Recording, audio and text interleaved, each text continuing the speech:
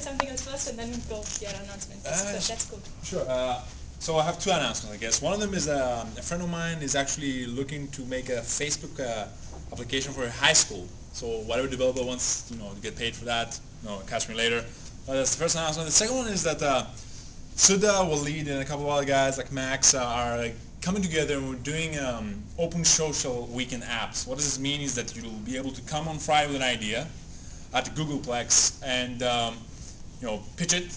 And if people think it's cool, they'll come find you and you'll start working on it. And hopefully by Sunday, you'll be able to launch in front of an audience of VCs, entrepreneurs, media, and that's pretty much it. It's pretty cool.